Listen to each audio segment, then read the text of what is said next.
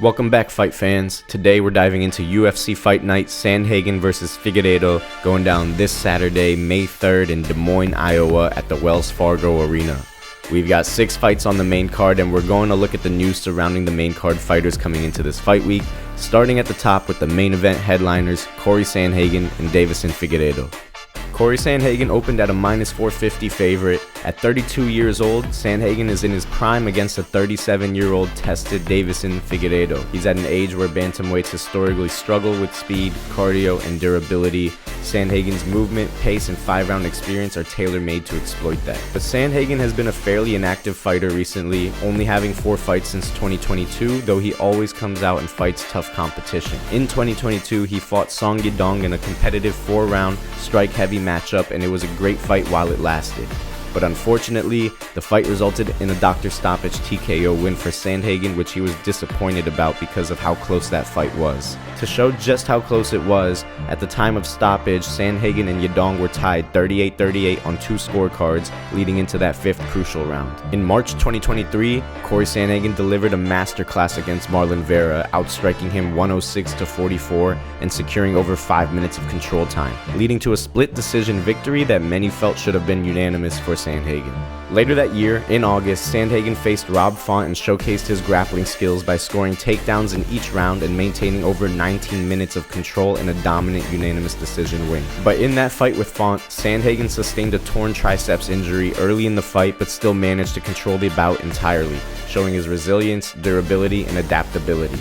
In August 2024, Cory Sandhagen faced his toughest opponent, Omar Nurmagomedov, in Abu Dhabi, where Nurmagomedov secured a unanimous decision victory, outstriking Sandhagen 116-77 and executing takedowns in each round.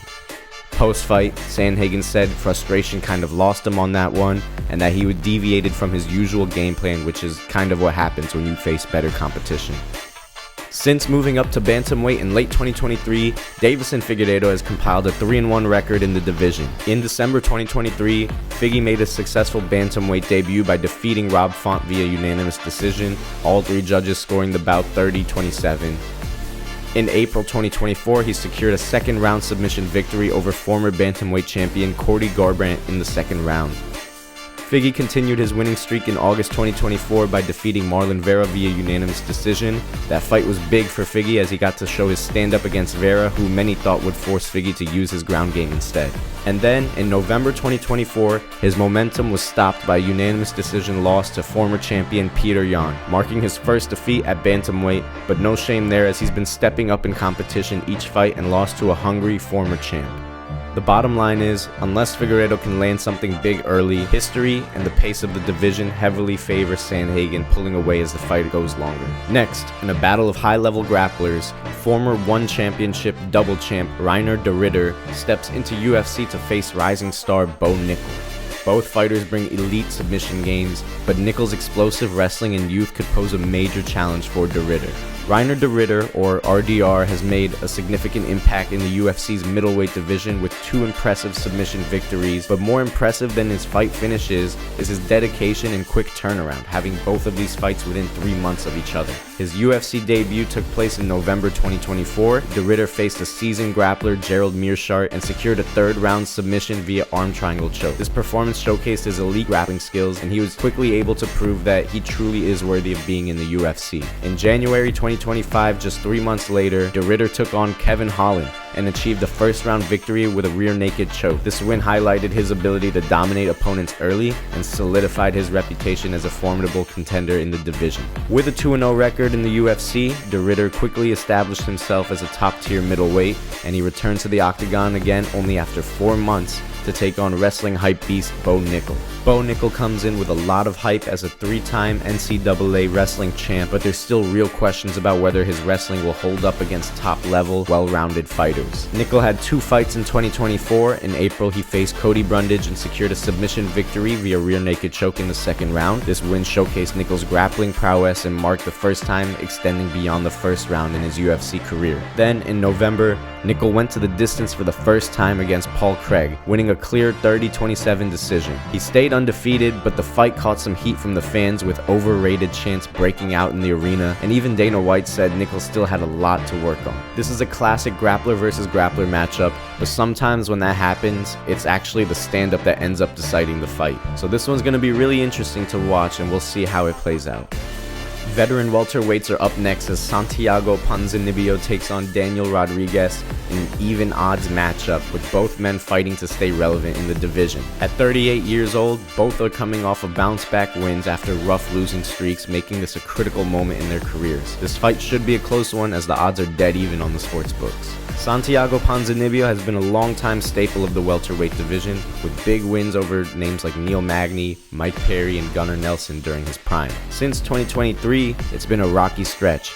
He scored a comeback TKO win over Alex Moreno in a fight where he was getting outclassed in just about all rounds until he found a way to put Moreno away. Then he suffered a knockout loss to Kevin Holland in April 2023, and then a split decision loss to a 40-year-old Muslim Salikov in 2024. Ponzinibbio bounced back from these losses with a third-round TKO win against Carlston Harris earlier this year, setting the stage for another must-win moment as he faces Daniel Rodriguez.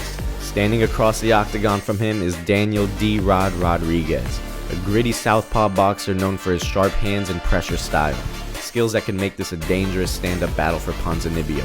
D-Rod made a name for himself with big wins over names like Mike Perry, Kevin Lee, and Li Jing Liang, showing off his sharp boxing skills and toughness. Since 2023, he's also had a rough stretch. He fought a young Ian Machado Gary in May 2023 and lost via first-round TKO. Gary landed a head kick that dropped Rodriguez, followed by ground strikes to finish the fight. In a bout against Kevin Gastelum, they had to move the fight up to middleweight due to Gastelum's weight issues. Rodriguez lost that fight via unanimous decision, 29-28 on all the scorecards. Gastelum's striking and edge in wrestling earned him that win for sure. The loss didn't really hurt D-Rod's reputation. In fact, most of the bad light was shown on Gastelum for failing to make weight yet again. Rodriguez bounced back with a split decision victory over Alex Moreno. Two judges scored the fight 29-28 in his favor, while one saw it for Moreno. He's proved that he's got some fight left as he heads up into this matchup with Ponzinibbio.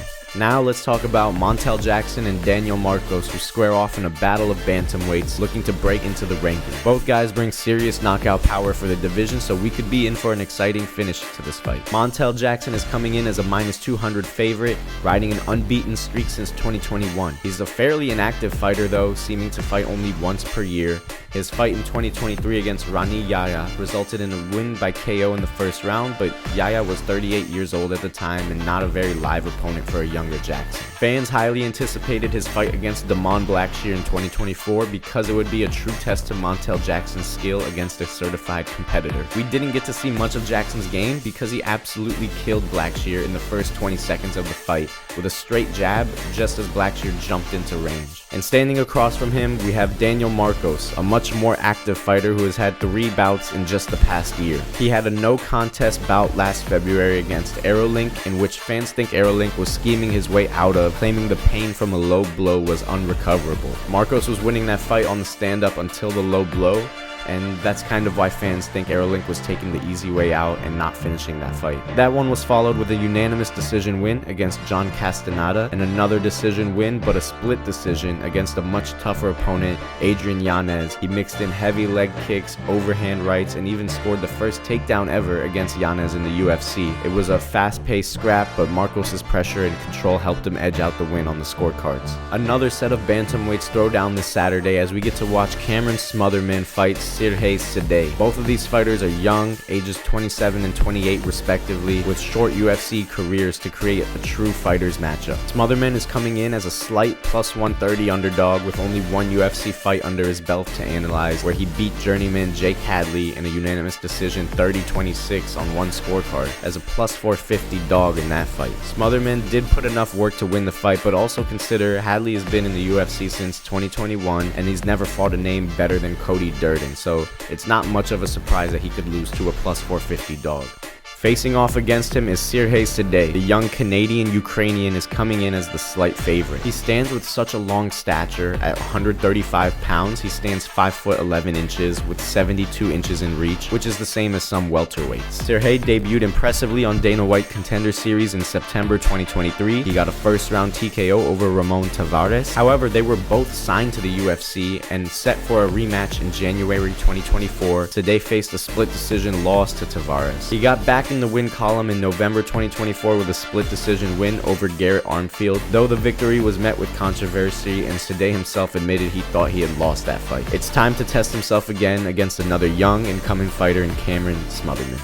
Press conference legend Jeremy Stephens returns to face Mason Jones in a lightweight matchup. Stephens is coming in as a fair-sized underdog who opened at plus 360, partially due to his age. Stephens is 38 and been in the game a long while. He hasn't fought an MMA bout since before 2023 and there's really not much to say. He's on a skid and age is against him as he fights a younger, hungrier fighter who's looking to make a UFC comeback. Mason Jones last fought in the UFC in 2022 where he lost to Ludovic Klein, and that's not easy competition right there, but he was kicked out, won a few years grinding and winning fights, and now he's back looking to put Stephens away for good. And that wraps up your MMA Fight Weekly preview of UFC Fight Night Sandhagen vs Figueiredo. Tune back in before the fights for updates from the pre-fight press conference and weigh-ins. If you liked the video, hit that like button, subscribe, and drop a comment with your main event prediction. Thanks for tuning in and enjoy the fights.